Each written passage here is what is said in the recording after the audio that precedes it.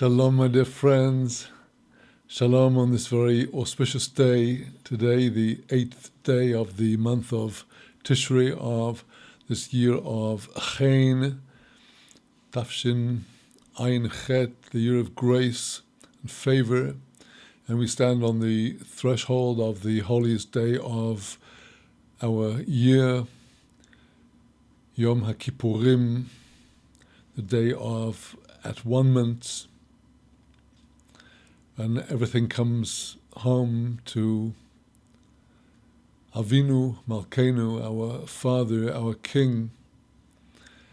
And already in the Torah, the 9th day of Tishrei, the eve of Yom Kippur, is alluded to as our sages taught that it's a time for preparation for the fasting through strengthening the body by eating plentifully with good sense tomorrow in preparation for Yom Kippur. And so here as we are in these days of ascent, we reach today the conclusion of our Elul and early Tishrei session of Avram's Tent Kollel, and we are entering into recess after today's session, which will continue with the help of God until October 22nd, when studies are scheduled to resume. And please do keep up with the Azamra and Kollel newsletters with respect to the timetable for the coming sessions. It will, God willing, continue in the Matkonet, the system we have been having for the last weeks of having three sessions a week on Mikra, Tanakh, Shir HaShirim continuing.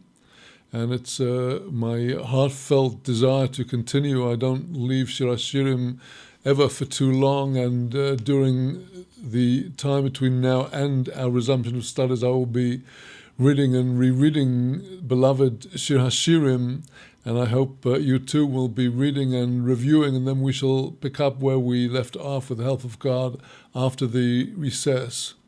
And likewise, today we are reaching the 9th letter of the Aleph Bet, the letter Tet, and with the help of God we will be, after the recess, continuing with the other letters of the Aleph Bet, and likewise we shall be continuing with the studies in Likutei Moran. And today, for reasons I've mentioned, we shall not go forward with Shir HaShirim, which we have left at the convenient stopping point, temporary stopping point, after the announcement of the chuppah and the wedding of the king, to whom is peace, with his beloved Knesset Yisrael. And we shall continue after the recess with the very beautiful sections of mutual love songs and praises of the lover and his beloved. So for today we'll be focusing on the letters of the Hebrew alphabet, and after that going to Likutei Moran. And let us now then come to the study of the letters of the Aleph Bet.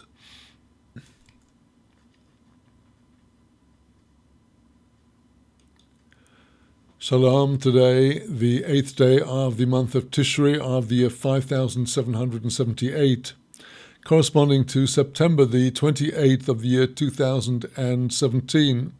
And we continue with our studies in the forms of the Hebrew letters from the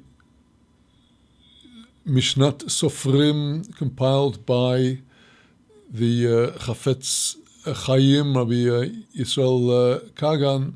We continue with the letter Tet, and as we look at the letter Tet, let us, as we begin with its shape, have a few general words to say about the appearance of the letter Tet.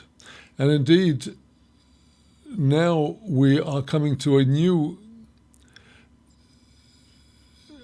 stage in our study of the letters, because Until now, all of the letters have been made up essentially out of vavs.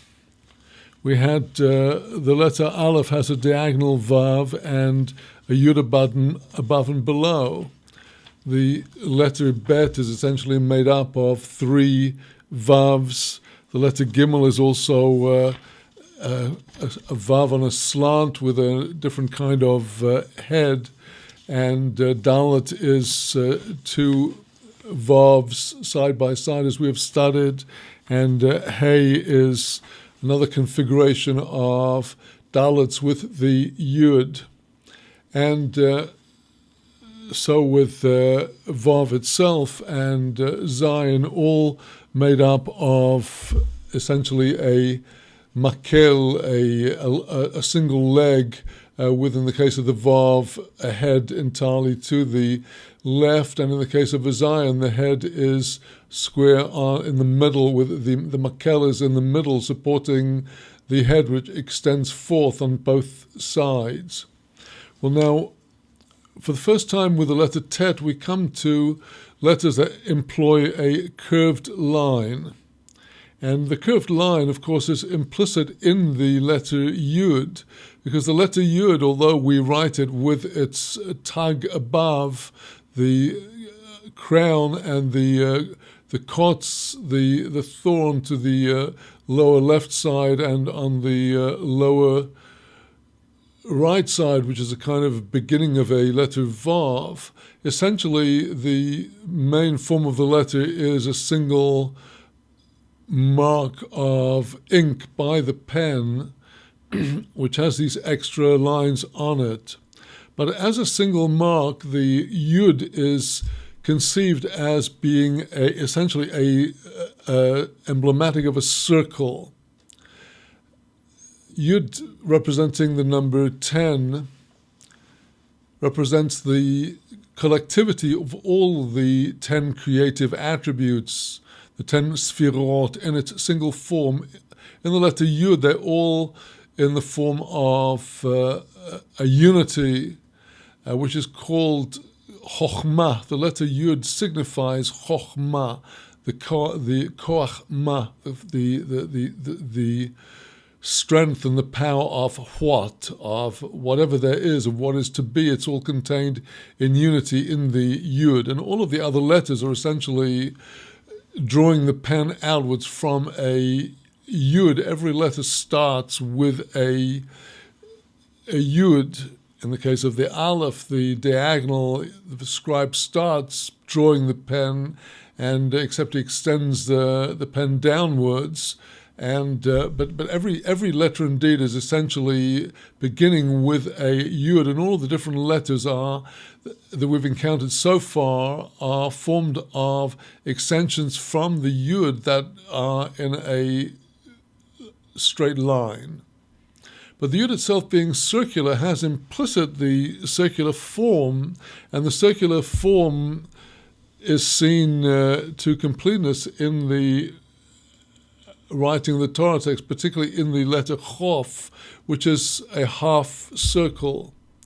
The letter Chof is the first letter of the name Keter, the crown, and the crown is a circle, but only half of the crown can be revealed. There is the concealed aspect of the crown, and so in the case of the Kof, which stands for Keter, the crown, it's a half circle that is revealed.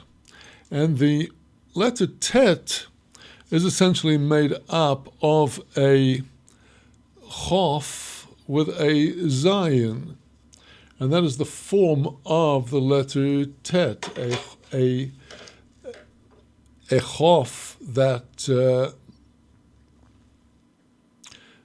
is attached to the Zayin, except that the difference between the Chof that is in the letter Tet and the Chof in itself is that in the letter Tet, the Chof is curved inside itself into the space created by the two sides of the Tet. The right hand head is curved inside. And this is alluded to very beautifully in the Holy Zohar, which speaks about the formation of the letters and the introduction to the Holy Zohar, Hakdomas HaZohar on Daf Gimel Amud Aleph. There is the beautiful and well-known Agada of Rabbi Akiva about the letters of the alphabet, which is brought in the Zohar, and each of the letters wants the world to be created through itself. The 22 letters of the alphabet form the crown of the Holy One, blessed be He, the Keter. They are the crown of creation. These are the 22 elemental forces of creation, together with the 10 Ma'amarot, the 10 sayings of creation, altogether 32, and these are the 32 pathways of wisdom, of Chokhmah, through which the creation comes into being. So the 22 letters of Aleph Bet are in the crown, and one by one the letters, starting with the letter Taf, the end of the Aleph Bet, come forward, and each one beseeches God to have the Torah begin with that letter. And for each of the letters that steps forward, there is a reason why the Torah cannot begin with that letter. The letter Taf was the letter that the angel was commanded in the time of Ezekiel in his prophecy to place upon those of Jerusalem who were supposed to be saved at the time of the first destruction of the first temple, and they were not. The letter Taf has somewhat negative connotations, and so too with each of the letters, Shin, Resh, Kuf, coming all the way back from the end. And here we come to the letter Tet.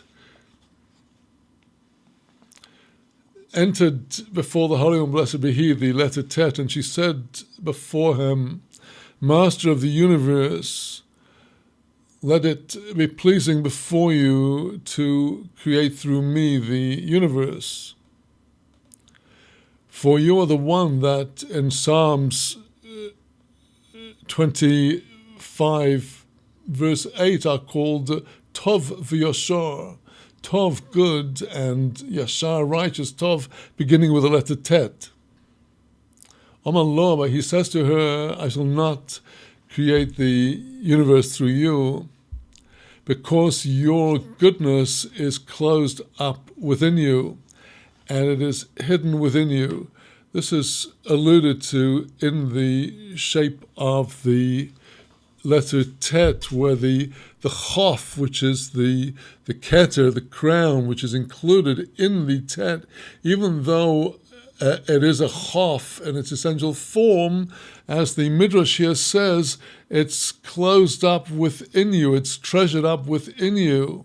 And that's what the Psalm says in Psalm 31, verse 20, Mo rav tuvecho asher tsofanto lireecho. Mo rav tuvecho, how great is your goodness that you have treasured up for those that fear you. And because that goodness is all closed up within you,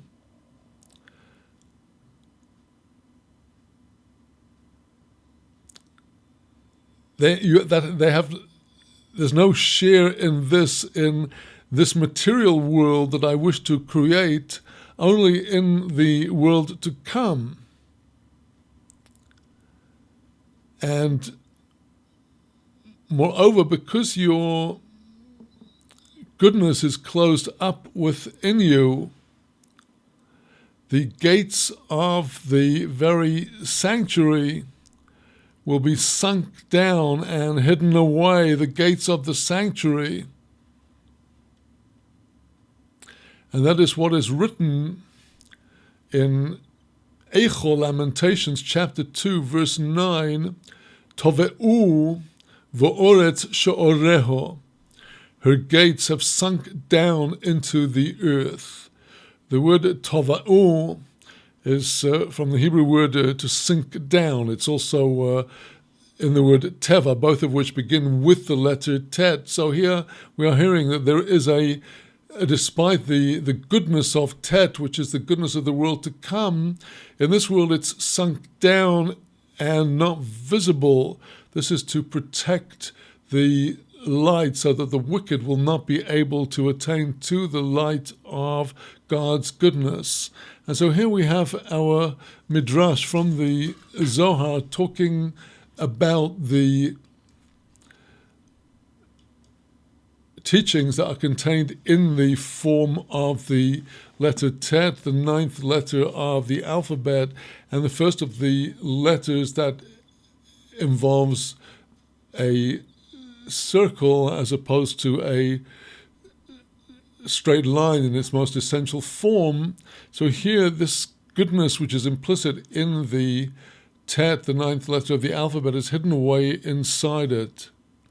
And then a third reason why God did not want to create the universe through the letter Tet was because the previous letter in the alphabet, the letter Chet, is right by the side of Tet. And if Het and Tet join together, they make up the essential root of the word Chet, which is a sin, a transgression. And that is why these two letters, the letter Chet and the letter Tet, observes the Zohar, are not included in the list of the names of the 12 tribes. So after hearing that, the letter Tet went forth from before him, knowing that she could no longer present her case, and so it goes on through the letters of the Aleph Bet until we come to the letter Bet itself, which is the letter of bracha, blessing, and through Bet, God begins the Torah with the letter Bet of Bereshit. So with that introduction, let us come now to the laws of the writing of the letter Tet from the Mishnat Sofrim of Chafetz Chaim, Rabbi Yisrael Kagan, the author of the Chafetz Chaim. And he tells us that the letter Tet must have its right hand head somewhat kafuf, somewhat bent down into itself, just as we have seen that where the letter is said to be built of a Tet and a Zayin, here the Tet is built of a Chof and a Zayin.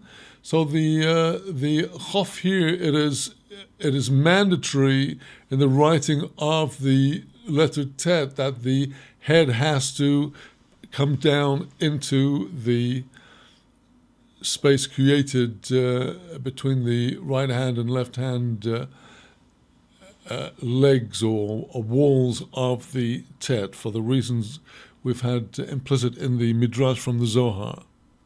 However, the head must not be bent too far down. It continues the Mishnat Sofrim, the left-hand head must be in the form of a Zayin and must have the 3 crowns on its head. Here the globus on the top of the middle tag of our Tet in the illustration is not visible, but there are these 3 tagin, the middle one higher and the other one slightly lower on each side.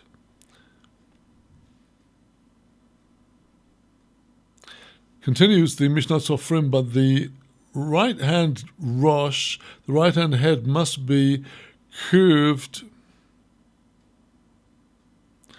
like the letter Vav. In other words, the right hand side of the head is curved specifically like the Vav's head is curved, unlike the Zayin, which is specifically squared.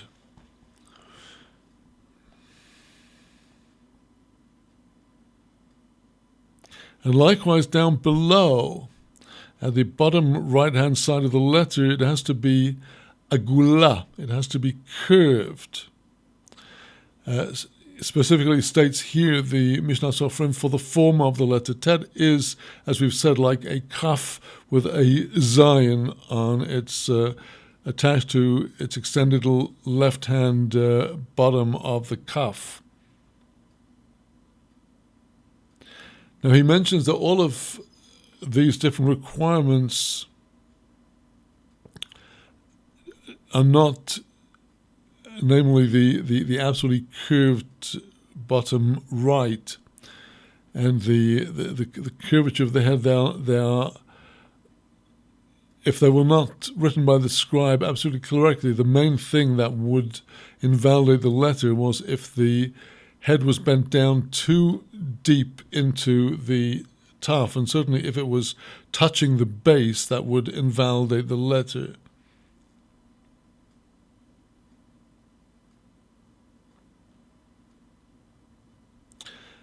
Now, if the left-hand head was not at all bent into the letter, if the left-hand head was like a regular vav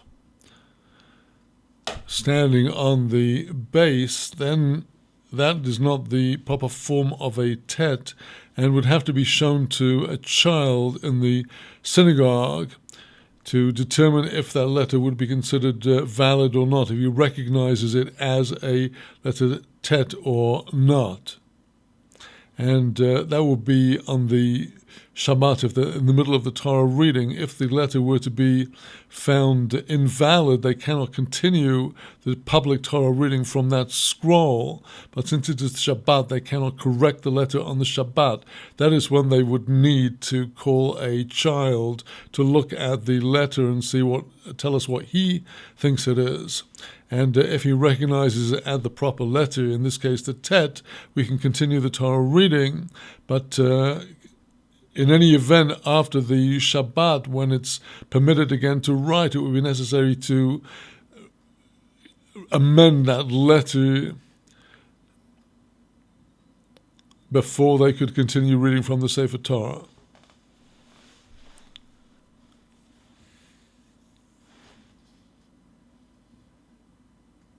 So if the head of the tet was not at all bent down into the middle, and if a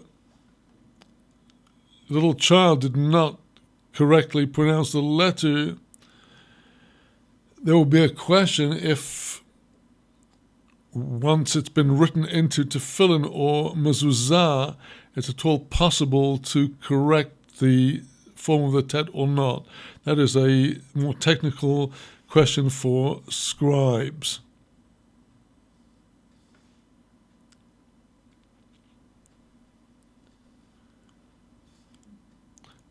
Now, it's very important for the scribe to make sure that the two heads are not in contact with one another. And there is a question if, for example, the ink spread from the one to the other so they became attached. There are questions for scribes, technical questions about whether they may simply scrape away where the ink has spread, attaching the heads. Again, a technical question.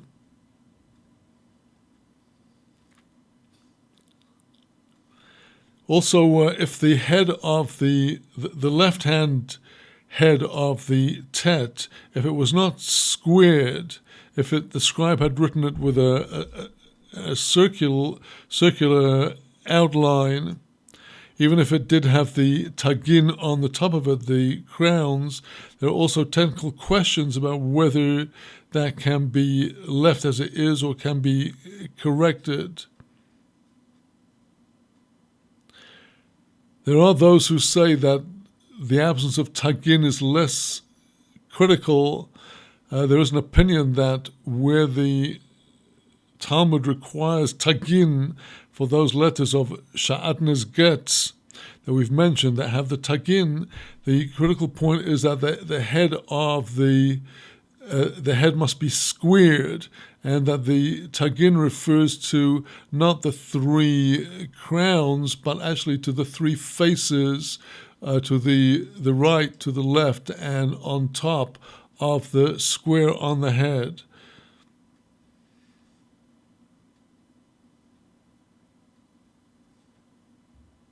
And this is the square of the shape of the Zion is critical to the shape of the Zion.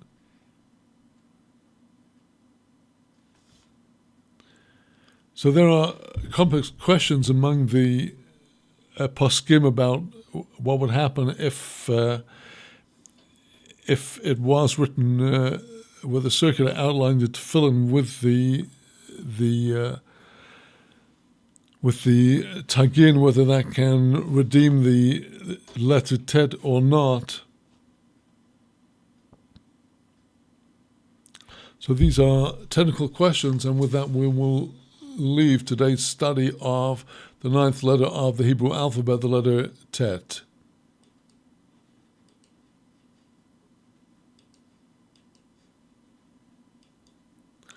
So with that, my friends, we will take a brief interval today, and we'll be going to Likutei Moharan. And after the interval, when we come to Likutei Moharan, we will complete and bring to a summation our studies of Rabbi Nachman on the hidden light. And since I will not take up the remaining time of today's class, I will thereafter turn to a teaching in the second half of Likutei Moharan, that is in teaching 8 of the second half of Likutei Moharan, the second chelek, the second part, and that I have chosen for today because of its appropriateness to the very august and solemn days that face us tomorrow with Kol Nidrei and the night of Yom Kippur, and following the day of Shabbat, this most exalted day of our year. So this we will have, God willing, after our interval, besides the conclusion of Torah 15 in the first chelek of Likutei Moharan. We shall be looking at Torah Chet in the second chelek of Likutei Moharan, where Rabbi Nachman speaks about the house of prayer.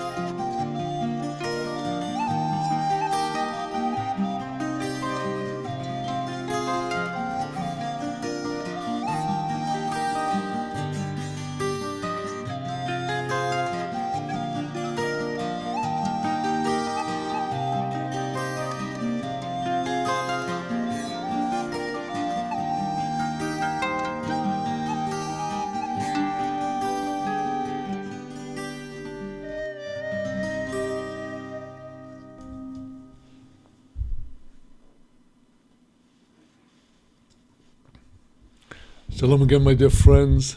And let's now return to today's studies and go to the teaching that we've been studying for the last weeks, the teaching of Likutei Moharan, Chelik Aleph, Torah Tesvov, the first part, the 15th lesson of Likutei Moharan on the Or Haganuz, the treasured up light that was alluded to in our studies of the book of studies about the letter Tet today, where the curving in of the head inwards modestly and away from the world alludes to the treasured light.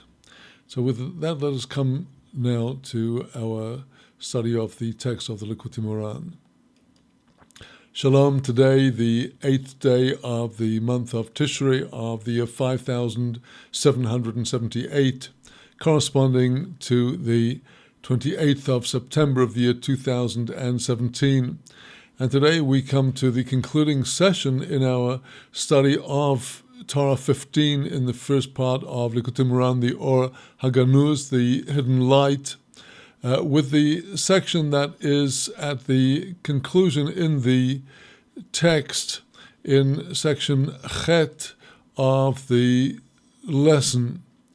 And having built the entire structure of his teaching from level to level, as we have seen on the elevation of the basic fear instinct to its roots in the knowledge of God, the consciousness of God in the heart, and elevating it from away from above all earthly creations that may be clothing it, and to understand the root of the matter, that all is from God, then attaining to that level of Da'at, we're able to enter into the understanding of the revealed Torah, which brings us to the ability, to humility, and to the level of Abraham, the level of prayer.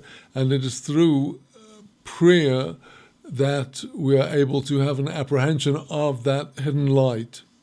So having built the structure of his pathway in the earlier part of the lesson, he had then, as we have seen and followed through, shown how all of the steps in the journey are included in the Agadah of Rabbi Bar Bar Chana about the frog that got consumed by the alligator or the serpent, which in turn was consumed by the raven that went and sat on the tree. And we saw the tree was the tree of life, and the tree was the embodiment of the idea of prayer and the place where the secrets of Torah are revealed. And as we have seen in the teaching, where Rabbi Nachman darshaned the Agadah of Rabbi Bar Bar Chana, he actually expatiated on things that he had said in the earlier parts of the teaching, particularly the whole secret of intense prayer that brings about the revelation of the secrets of Torah. In the section after that, Reb Nachman turned to the Mikra, to the written Torah, as opposed to the Agadah of Rabbi Bar Bar Chana, which is Torah Sheba'al Peh, and he showed how in God's very invitation to Israel to be Mamlechet Kohanim, a kingdom of priests, in the verses there in chapter 19 of Exodus, are alluded all of the steps of this pathway, which is indeed leading Israel to the Or Haganuz, the light that is hidden away for the righteous in the world to come. And now we come to Reb Nachman showing that the teaching is also implicit in another verse in Psalms 101, and that is verse 6. And there, David HaMelech says that his eyes as the Messianic king are on the faithful of the earth, and they shall sit with me, he says, in council with the Messianic king. And then the verse continues, the one that goes in the pathway of the sincere and wholehearted, he shall minister to me. Psalm 101 verse 6. And now Reb Nachman, at the conclusion of his manuscript of the teaching of the Or HaGanuz, he comes to show how the teaching is indeed implicit in this section. V'zos HaTorah, this lesson that we have studied here, the word Torah is being used in the sense of Rabbi Nachman's teaching in Likutei Moharan, Shayach al Pasuk, it's relevant to the verse in Psalms 101, Einai b'ne'emnei eretz, my eyes are upon the faithful of the earth. And Rabbi Nachman will darshan the entire verse phrase by phrase. Einai, my eyes, ze bechinas da'as. This alludes to the level of da'at. The eyes of the Messianic King, and here in this verse also the eyes of God, for the Messianic King is looking out on the world with eyes that are primed by the consciousness and connection with God. The eyes, said Rabbi Nachman, alludes to the level of da'at, which has been integral to our teaching here as the place to which we have to elevate our fear so we understand and know that all is from God. And Rabbi Nachman says, how do we know that da'as alludes relates to the eyes?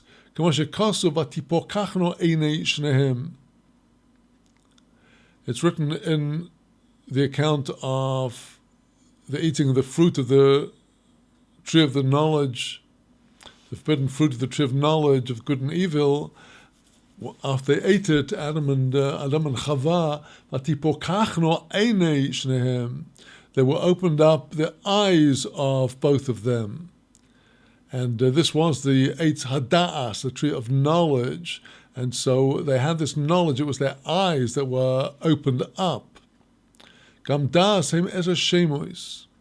Likewise, the Sfirah of Da'at is actually a revelation made up of 10 divine names, 10 Havayas, each one of which is radiating one of the 10 Sfirot.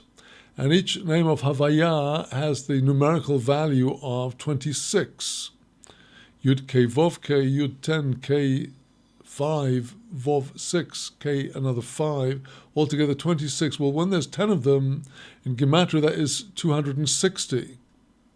And 260, Gematria Shnepa Omim Ayin Kiyadua, that is the Gematria numerical value of twice over the numerical value of the letters of Ayin, the I, which is the letter Ayin 70, Yud 10, and Nun 50, that is 130. So in the verse in the Psalms, it's 2 eyes are spoken about, my eyes. So when there's 2 times 130, that is 260. So that is a proof from the Kabbalah that the word eyes in the verse alludes to the aspect of da'at, the sphere of da'at. The eyes are the getting a holistic picture and giving a holistic knowledge of a scene in the very powerful medium of vision. And on whose eyes are the eyes, as it were, the knowledge and consciousness of God, b'ne'emone eretz, on the faithful of the earth, ze bechinas Aharon, the true embodiment of the faithful of the earth is Aaron the high priest. Kamuva b'midrash Shocher Tov. This is mentioned in the Midrash Shocher Tov, the one that seeks out good, on Tehillim, that the allusion here is to Aaron. Va'aron hu b'chinas mishpat.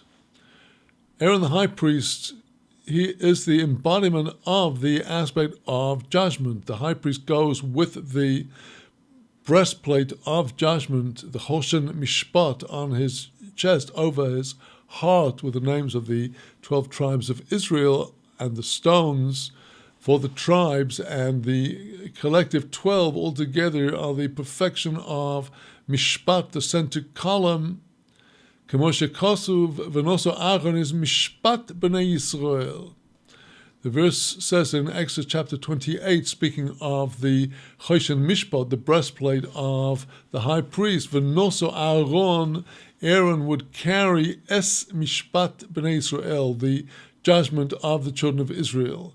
If they had to ask a question of the Urim v'Tumim, the oracular names that were inside the Choshen of the high priest, that was the Mishpat, what should the children of Israel do? And that is what Aaron was carrying on his chest. He would actually look at the letters inscribed on the stones of the 12 tribes and see them flashing with the answer to the question that was put to him by the king standing behind him, or the head of the Sanhedrin. And so Aaron the high priest is the one that carries the Mishpat. And in the verse, the word Eretz, my eyes are to the faithful of the earth, Eretz zebechinas yir'o, kanal, as we have seen, the ground, the earth, the ground of our being, the bottom line is the faculty of yir'o. The aspect of da'at is at the top of the tree of the Sfirot. It is the synthesis of chokhmah and binah. Chokhmah, wisdom, and Bina, understanding, and Da'at is coming to reveal their synthesis, and is thus a revelation of Da'at, of the Keter, in as much as the Keter can be revealed. So that's at the top of the tree, but Yira is at the receiving end, the receiving aspect of the fear of God, through which we receive God's kingship upon us. So the verse says, my eyes are upon the faithful of the earth, namely those who join the idea of Aaron, the aspect of Mishpat, with the aspect of Yira, of fear. Losheves imodi. The verse continues, his eyes are on them to sit with me. These righteous are elevated to be sitting with Mashiach and with God. To sit with God, Zebechinas Sinai. That is the aspect of Mount Sinai. How so? Shiflus, humility. Sinai, the lowest and most modest of the mountains, is the embodiment of the aspect of humility. And the verse in Isaiah chapter 57 says, Eshkon es dako. There, God, speaking of his own greatness and exaltedness, wherever you find written in the holy writings, in the Tanakh, mention of his greatness, you'll always find side by side written his humility. So there, after the prophet's words of God's greatness, it's written, Eshkon es dako, I shall dwell with the dako, with the one that is ground down with humility. And so God's dwelling with them is a sign that they have attained the aspect of humility. Holech b'derech tomim, the next qualification for those who are receiving this privileged position, they go in the way of tamim, of wholeness and perfection. And which is that way? Zeh b'chinas tefillah, the way of prayer. B'chinas Avraham, the way of Abraham, mentioned before as the embodiment of prayer. K'moshe Kosuv, like it's written in Genesis chapter 17, when God tells Abraham to circumcise for the covenant, his halech lefonai, go about before me, v'hiyei somim, and you will be tamim, you will be whole, complete. The crown of the male form is the mark of the circumcision, God's mark on the flesh. And with those qualifications, my eyes are upon the faithful of the earth to sit with me in humility, those that go in the way of Tamim, the way of Abraham, the way of prayer. After all of that, Hu Yishoraseni, that person shall minister to me. What is the ministry which is referred to here, the exalted position of those faithful of the earth who are privy to the secrets of the Torah? Hu.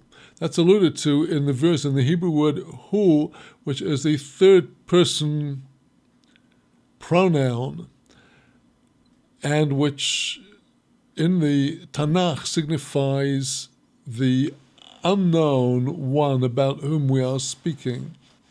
That is the aspect of the Keter that we cannot address directly because Keter is not revealed to us. So we can only speak of it in the respectful third person. So that is alluded to in the verse in the Psalms. This is the Keter, that is the source of the secrets of the Torah. Bechinas Olam Habo, and that is the aspect of the world to come, which is accessible only when we are beyond the confines of this world. That is the conclusion of this teaching of Rabbi Nachman. The words that follow in the text are the editor of the work, Rabbi Nassan, Rabbi Nachman's disciple, summing up the first 15 lessons of Likutei Moharan, all of which came to explain one by one the different agadot of Rabba Baba Chana in the Talmud in Bava Basra Daf Ayin Gimel Amud Beis, the different tales of Rabba Baba Chana in each of the first 15 discourses, lessons of Likutei Moharan Part 1. It is those agadas that are explained, after which the Likutei Moharan sets forth in a new direction into the, as will be explained in this section. Let's just run through it. Baruch haboiche ba'adas mimono. Blessed is he that chose the assembly of who has counted them. Asher ad koi azorono lishmoa polois koele al mamore rababa ba'chono, who has until now helped us to hear wonders like these out of the sayings of Rabba Baba Chana. Tochose kamanofish chele dehai ilona. Go see how great is the strength of that tree. Here, Reb Nosson quotes from the Agadah of Rabba Baba Chana that was explained by Rabbi Nachman in our teaching, the power of the tree, that is the tree of life. But now he says, with the authorization of the Supreme King,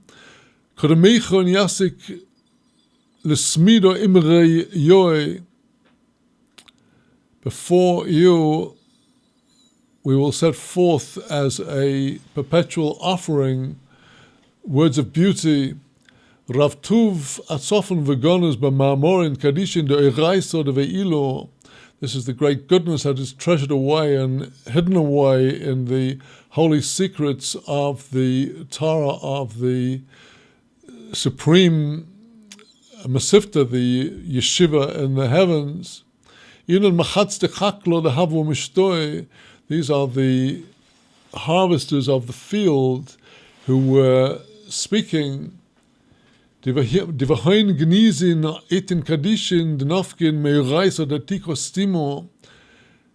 their words are treasured up counsels of holiness that come forth from the Torah of the concealed ancient one, that is the Torah that is to be revealed in the time to come, from which Rabbi Nachman is giving us already etzot, counsels. Go forth to see the wonders of Hashem, His marvelous way. Rava Ilona v'tkef, the greatness of this tree, how powerful it is. V'rume moter, it says Shmayo, its height reaches up to the extensions of the heaven. V'chazusa l'seif kol aro, it is visible to the ends of the earth.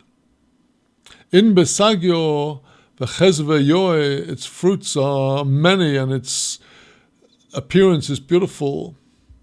Shimu v'sechin nafshechem u'sha'avtem mayim besos mimayni ha'yeshua. Hear and let your souls have life, and you shall draw waters in joy from the fountains of Yeshua, from the fountains of salvation. Well, here today we will not go forward from this point in the Likutei Moharan, but rather we will continue today's lesson first by summarizing Torah 15 and what is most important about it for us when it comes to practicalities before going on to another teaching of Rabbi Nachman. Well, there are two pieces of counsel that in the course of all his teachings Rabbi Nachman gives particular emphasis to. And both of them are spoken about in this teaching of the Or HaGanuz, the hidden light, Torah 15 of the first part of Likutei Moharan.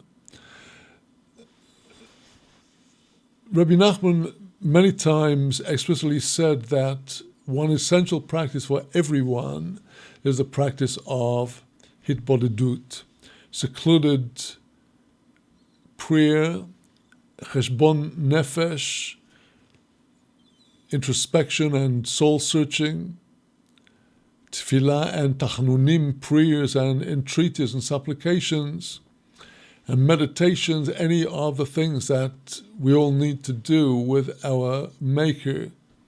Hitbodedut, it's one term that covers all of them, and in the teaching of Or HaGanuz, Torah 15, this is one of the two practices that are necessary to follow the pathway of this teaching. The other being another practice that Rabbi Nachman also stressed so much that he specifically stated, and this is quoted in Rabbi Nachman's Wisdom, the translation of the original Sichot Haran, the conversations of Harav Nachman, his conversations recorded by Rabbi Natan and translated there in Rabbi Nachman's Wisdom, translated by the late Rabbi Aryeh Kaplan, there in connection with the study of halacha. Rabbi Nachman made a statement that is unparalleled in all of his other teachings about our spiritual journey and our spiritual advancement, where he gives many, many counsels, but he does not actually prescribe any other particular pathway, with the exception of hitbodedut, and the one that he's speaking about here, the study of the halacha. The study of the halacha, the actual Torah law, this is the aspect that we have seen referred to as mishpat, the breastplate of judgment, mishpat, the choshen mishpat, the breastplate of judgment embodied in the loving figure of Aaron. And the two, hitbodedut, meditation, and the study of halacha must go hand in hand. Hitbodedut, meditation, gives us a completely free hand to connect with the Almighty through the creativity of our own neshama. But we need a guide on our pathway in order to make sure that our pathway is a Torah pathway. And it is that which the study of the halacha provides.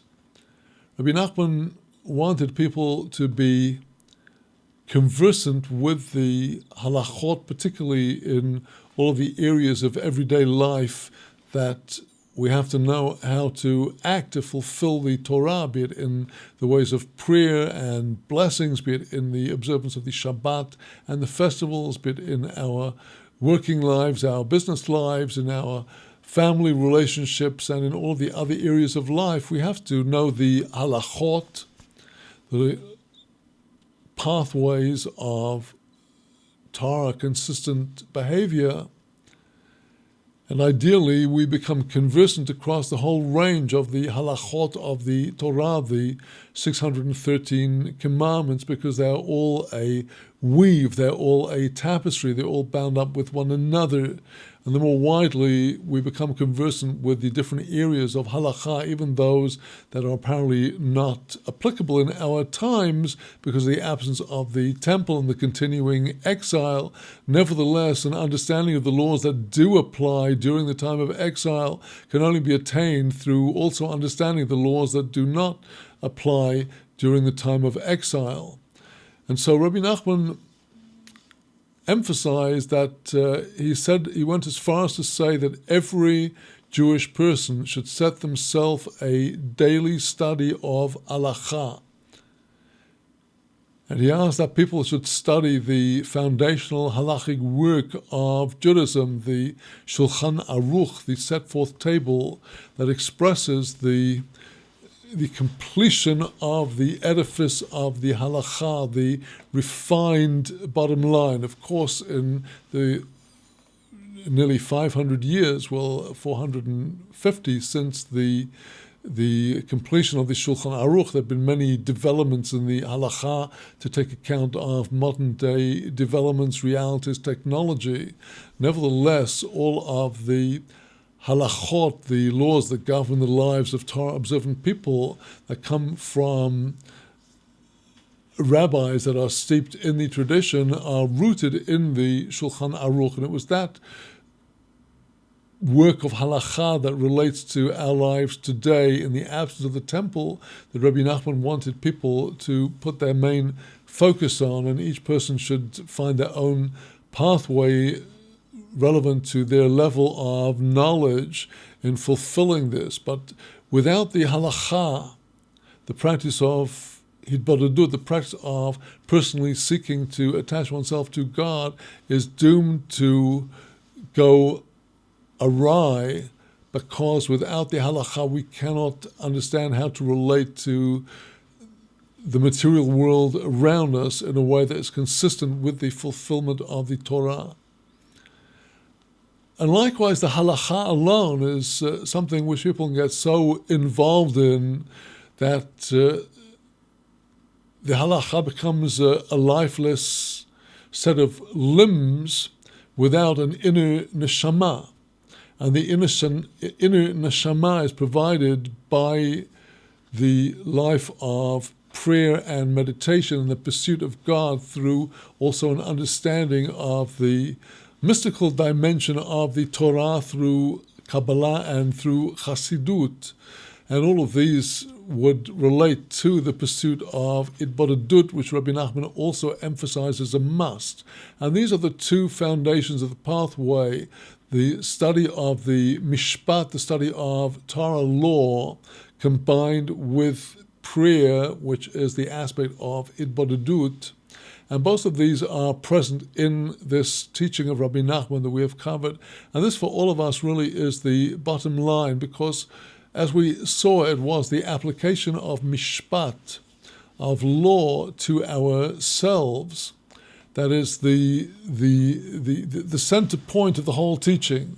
That in order to elevate our native fear and bring it to the level of awe and reverence through knowledge of God, we have to submit ourselves to self-judgment, and that is a fitting point to conclude our study of Torah Tedvav of the first chelik. We can run the Ohagonus and these days immediately prior to Yom Kippur, when we sit in contemplation on ourselves and we crave God for kapara, for atonement, at one-ment, and we join ourselves in God through our knowledge and our apprehension of God and through our prayers, and may God grant us a taste of the Or HaGanuz through the intensity and devotion and selflessness of our prayers on Yom Kippur and every day.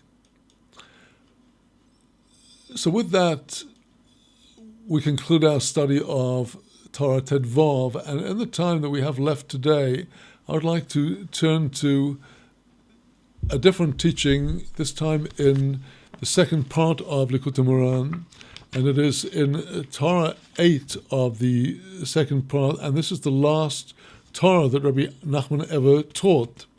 This was said on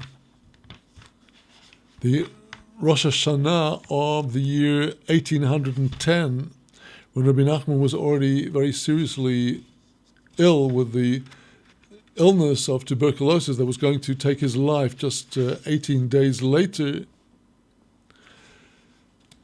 And despite his extreme weakness and despite a very severe emergency condition that developed just before his delivery of this teaching, Rabbi Nachman spoke on that Rosh Hashanah afternoon of the September of 1810 for several hours, and the teaching was later transcribed by his disciple Rabbi Nasson, who kept the teaching with him for the whole of the Rosh Hashanah festival, when it's forbidden to write, and wrote it down afterwards from memory and checked it over with Rabbi Nachman. Well, this is a very lengthy teaching, but in this teaching, Rabbi Nachman speaks about something which is very important to all of us, and that is the building of our temple, the preliminary to which is the building of the house of prayer. And Rabbi Nachman in this teaching has been speaking about many things that relate to our redemption and to the world that will come into being as we are redeemed, the world of God's higher revelation and His mercy. And here in section Vov of Torah Chet, in the second chelik of Likutei Moharan, here in section Vov, Rabbi Nachman speaks about the concept of healing that will come into the world. And the healing comes into the world through the gathering of the souls of the converts and the souls of the scattered of Israel, which he's been speaking about in the earlier part of the discourse. And here he tells us all of the above that he's been speaking about. This is the healing that we are now today awaiting. Everything he's been speaking about in the previous part of this teaching is all about healing. The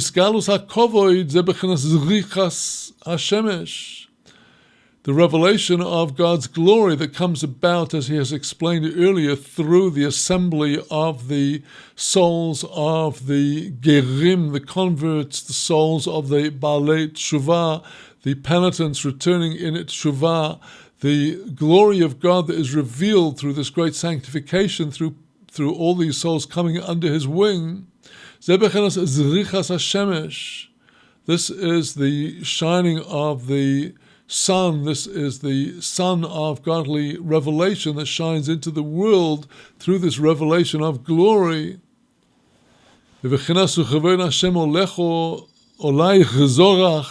Like the verse in Isaiah chapter 60 says, the glory of God has shone upon you. Through the shining of this spiritual sun of revelation of Torah into the world, through the return to roots of the Gerim, the converts, and the Baalei Teshuvas, the penitents, through this Bo Refuah comes the healing. Like the sages said in Baba Basra, Idle Yama, Idle Ketzire, as the day comes up, so those that were sick get up, they get healed. Like it's written, the verse at the end of the prophet Malachi says that in the time of the beginnings of the stirrings of the redemption, as the truly God-fearing are speaking one to the other, there shall shine upon you, you who fear my name, says God. Shemesh tzedakah umarpeh, it's a sun of charity. Umarpeh b'chnofov, it has healing in its wings. This is the healing sun of godly revelation. Ki ruach nevuah shenispashet al yedei izgalus hakovod, for the very spirit of prophecy that comes into all of us as God's glory is revealed, that we all are inspired to prophetic levels. This itself, this prophetic spirit that spreads among us, this itself is the healing that comes through the shining of the sun. Ruach ish yechalkel machalehu. Rabbi Nachman brings us support for this idea, the verse in Proverbs chapter 18, Ruach ish, it's the spirit, the vital spirit in a person, yechalkel machalehu, that sustains his illness, that is to say, sustains the person in his machala, in his illness. In other words, the return of the spirit, that is the essential movement that brings healing into the world when we are inspired with a new spirit, that which comes from the revelation of God's glory at the time of redemption. That is what brings us our healing. And now this glory is revealed through prayer. It is intense prayer, even in times of darkness. Through this, that the glory of God is revealed. It's through our prayer that we break through the clouds of darkness and let the sun shine through from behind. She'al yodo ha'anonim, it is through prayer, through that, the anonim, the clouds, shehema sitra acho v'klipois, that is the other side, the unholy side, and the klipot, the husks, the unholy forces that hide the light, kolim v'holchim, they disappear, they go away. V'oz in geirim v'nisgale hakovod, and as the clouds disperse and the light is revealed, the gerim, the converts, come to see, they become converts. When Nisgale HaKovod, the glory of God is revealed. Here Rabbi Nachman summarizing things he's explained at length in the earlier parts of the teaching. Now he comes to the beautiful teaching about the house of prayer.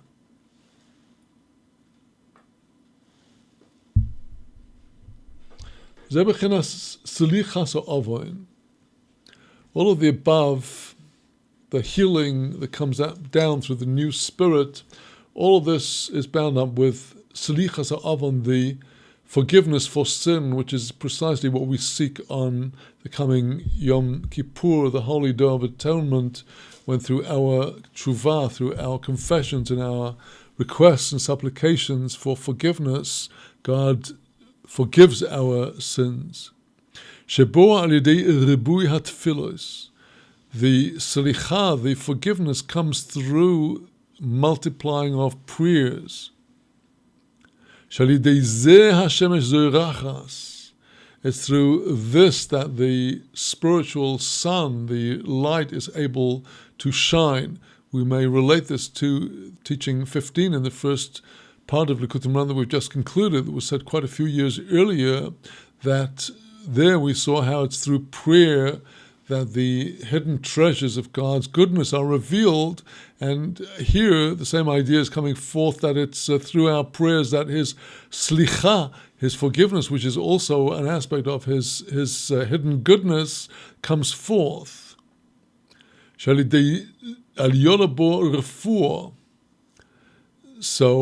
it's through the sun, through the shining of the sun, that comes about the healing. So it's all coming from the prayers. Ki ha'avon bechinas anon shemachshich ur hashemesh. For sin, transgression, they are clouds that darken over the light of the sun. Ki teva ha'avono yisema bechinas choshech. The very nature of sins is that they are darkness, they are an absence of the true light of God. They are a husk, they are a cover for that light. Like it says in Isaiah chapter 29, he speaks about the sinners of the time, their deeds are in darkness. Darkness are darkness. And this very darkness, this is the concept of sin.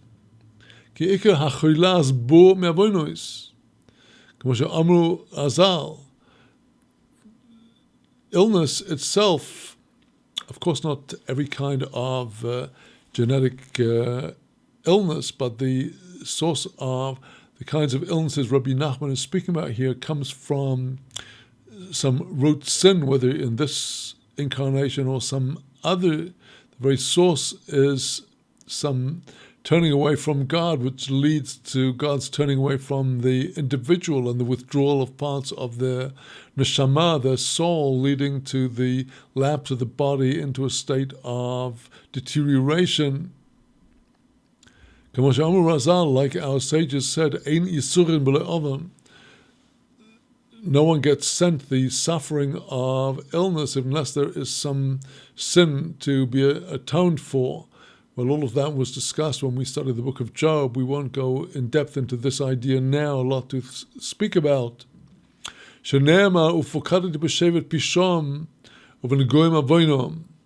Talmud, in the statement that there's no suffering of illness without sin, quotes from the book of Psalms, I will visit with the rod their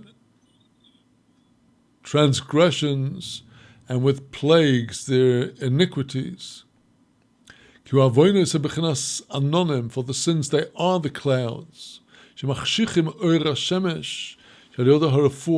These sins are the clouds that darken over the light of the sun, through which the healing is to come. It's through the prayers, through our prayers of Yom Kippur, that the sins are atoned for. For sin brings atonement. Our prayers today are in the place of the sacrifice of the animals. We are the animal that is being submitted to the discipline of the words of the prayers. We are the korban, and our prayers therefore atone.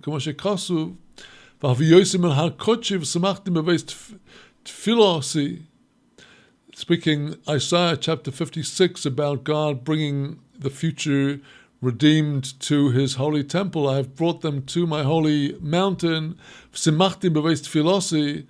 I have made them rejoice in my house of prayer. Their burnt offerings and their sacrifices, these are what are brought to the temple. The prayers, these are the burnt offerings and the sacrifices. So these are the prayers which bring atonement.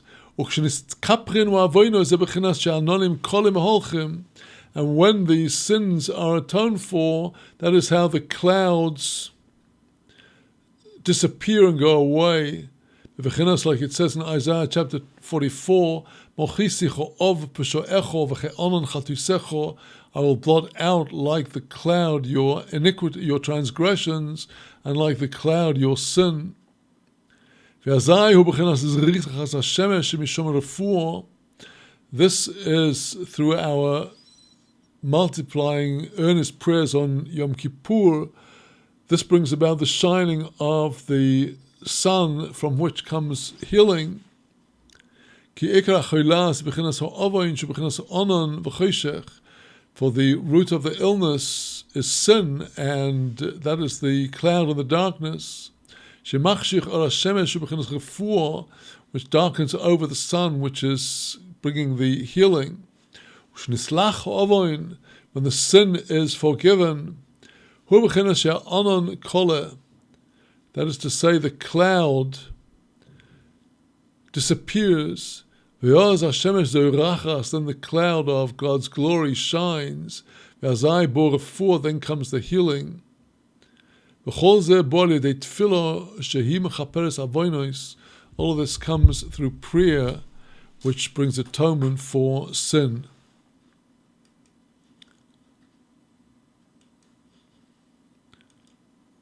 With that, my dear friends, we conclude our studies for today, and we conclude our Elul and early Tishrei session, and we are scheduled to resume on October 22nd. With God's help, please do keep up with Azamra's schedule emails or on the website on the schedule page to check exactly when we will be starting up. But as of now, it is scheduled for October 22nd. I will, with God's help, be offering a class on Sunday, October the 8th at 18:30 hours Israel time. Sunday, October the 8th is the fourth day of the festival of Sukkot, and it is the 207th anniversary of Rabbi Nachman's passing from this world on the 18th of Tishrei of the year 1810. And to mark that occasion, I will be speaking on Rabbi Nachman's most important lesson to us, that of emunah, of faith, and how we may seek emunah in these times. So that will be, God willing, on Sunday, October the 8th, Sunday 18th of Tishrei, the fourth day of the festival of Sukkot. And with that, my dear friends, as we enter on the threshold of Yom Kippur, I wish you Gemar Chatima Tova, the conclusion of a good sealing in God's book of life, and the gateway to the great simcha of the festival of Sukkot. Thereafter, feel free to keep in touch with me during the Sukkot break through email. And with that, my dear friends, from the holy city of Yerushalayim, I wish you Gemar Chatima Tova, a complete sealing for good, and Shana Tova Mutuka, a good and a sweet year.